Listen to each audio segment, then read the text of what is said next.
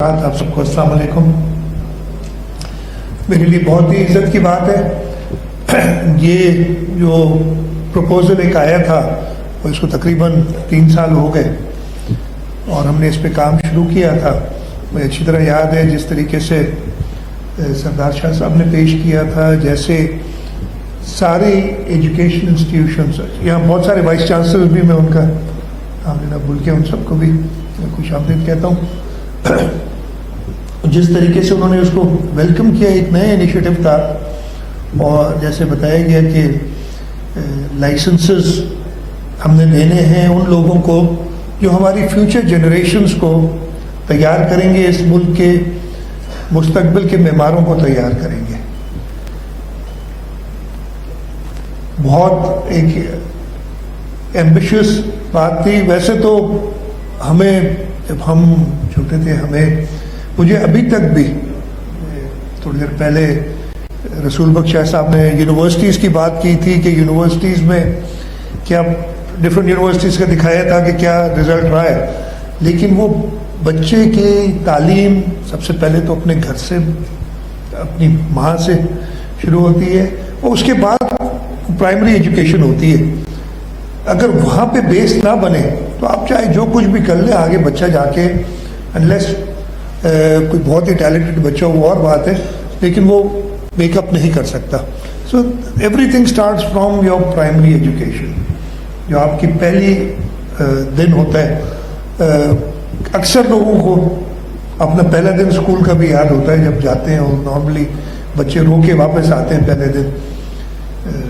اور اس primary education جو بالکل کنڈر گارڈن یا فرسٹ گریڈ لیول کے اوپر جو سبق ملتا ہے، جو ٹیچر کی ڈانٹ نصیحت ہوتی ہے، وہ آپ کو آخر تک یاد رہتی۔ مجھے تو ایٹ لیسٹ یاد ہے، میں آئی ریمبر جب میری پہلی ڈانٹ پڑی، پہلی پنشمنٹ ہوئی اسکول کے اندر، اور انہی ٹیچرز نے اس لیول سے لے کے، جب ہم 4 سال کے ہوتے ہیں، لے کے جب ہم ایک ریٹائرڈ لائف کی طرف جا رہے ہوتے ہیں، 60 سال سے اوپر ہو جاتے ہیں، اٹس آل اسٹارٹس دیر۔ اور ان لوگوں کے لیے پراپرلی کوالیفائڈ ہونا، ٹرینڈ ہونا، وہ بہت ضروری ہے۔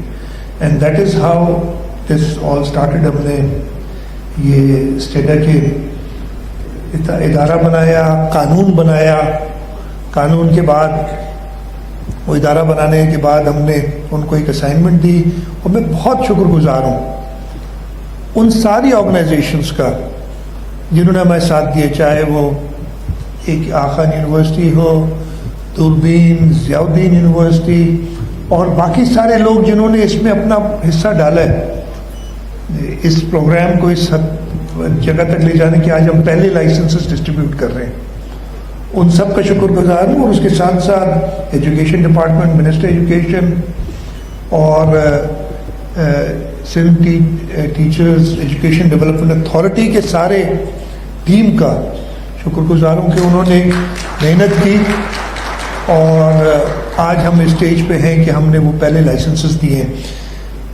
لیکن ابھی صرف شروعات ہے۔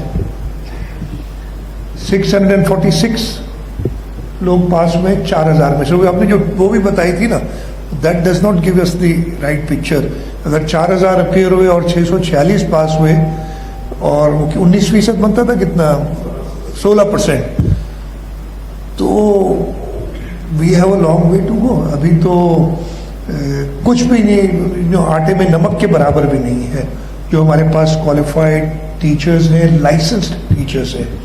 تو ہم نے کام کرنا پڑے گا، ہم نے اس آرگنائزیشن اسٹیڈا کو بڑھانا پڑے گا، تاکہ ہم جلد سے جلد ان سارے ٹیچرز کو، ہم نے 10 سال کی بات کی تھی، میرے خیال ہے 10 سال از وے ٹو لانگ۔ 10 سال کا مطلب ہے کہ کئی ہمارے ایسے بچے اس وقت بھی ایز وی اسپیک، ہمارے ایک تو وہ بچے ہیں جو آؤٹ آف اسکول ہیں، جو لاکھوں کی تعداد میں ہیں، جو نمبرز پہ بحث کر سکتے ہیں کہ ایگزیکٹ نمبر کیا ہے، بٹ ایک بھی بچہ اگر آؤٹ آف اسکول ہے تو it's one to many.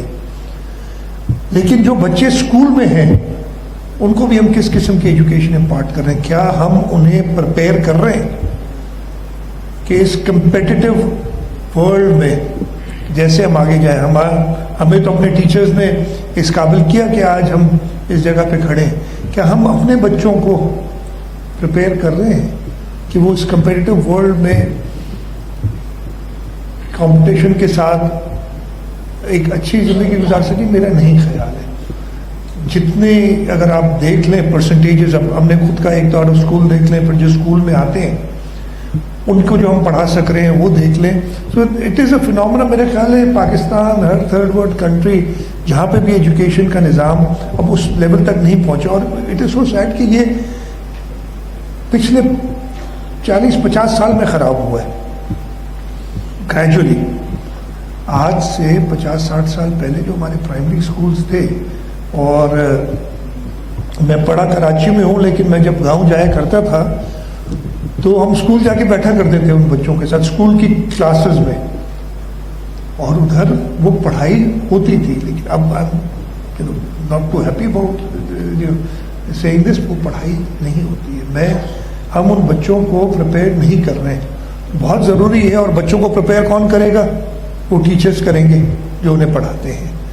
So unfortunate ابھی ہم آئے دن، ابھی بھی سردار شاہ صاحب نے ذکر کیا، ہم نے کہا کہ جی، اور یہ آج سے نہیں 20 سال تقریباً ہو گئے یا 17-18 سال ہو گئے، فیصلہ کیا گیا کہ ٹیچرز کو ایک کمپیٹیٹو پروسیس کے تھرو ہم ریکروٹ کریں گے.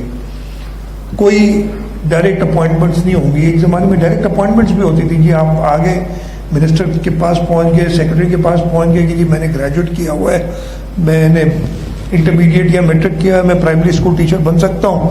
وہ آپ کو ادھر ہی آرڈر ہاتھ میں دیتے تھے. اس وقت بھی ریکوائرمنٹ تھی. میں یہ نہیں کہہ رہا کہ اس لیے کہ ٹیچرس تھے ہی نہیں آپ کے پاس، دے ور ویکنسیز. اس وقت بھی ہم جتنے بچے ہمارے پاس ہیں اس حساب سے ٹیچرس تو نہیں ہے نا. سب سے پہلے تو ہم نے وہ اسکول بنانے اور اسکول کے ساتھ ساتھ ٹیچرز بنانے تاکہ ہم وہ آؤٹ آف اسکول بچوں کو پڑھا سکیں.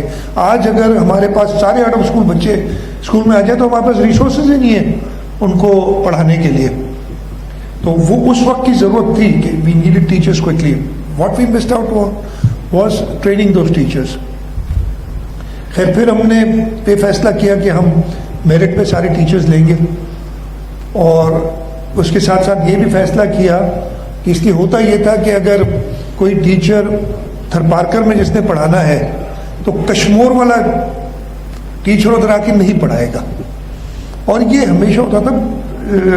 خیر پہلے تو اتنی اسٹرانگ ہوتی تھی کہ جو ٹیچر ہوتا تھا وہ اپنے بال بچوں سمیت شفٹ کر جاتا تھا دوسرے گاؤں یا دوسرے شہر جہاں پہ اس کو ٹیچنگ کرنی ہوتی تھی. اب وہ پرابلمس ہمارے ساتھ بہت ہو گئے تو ہم نے کہا کہ جی وہ اسی گاؤں کا، اسی یونین کاؤنسل کا، یا کم سے کم اسی تحصیل کا ہو، اور جتنی ویکنسیز تھیں اس ویکنسیز کے حوالے سے جنہوں نے بھی پاس کیا آن میرٹ، ایک بھی اس میں سفارشی، ایک اگر کوئی ایک بتا دے نا کہ یہ سفارشی ہو تو ہم کہیں کہ نہیں ہم نے اپنا کام صحیح نہیں کیا. اس کے بعد ہوا یہ کہ جو پاس ہوتے ہیں کہتے ہیں کہ جی اب ہوا یہ کہ اگر تھرپارکر میں 45 نمبر والے کو جاب مل گئی اور میرا اپنے شہر کے 7 والے کو نہیں ملی تو وہ 50 والے کو نہیں ملی. وہ کہتے ہیں جی میرے ساتھ زیادتی ہوئی ہے. لیکن جتنی ویکنسیز ہیں آپ کو میں تھرپارکر نہیں بھیج سکتا پڑھانے، اس لیے کہ مجھے پتہ ہے کہ آپ نہیں جائیں گے.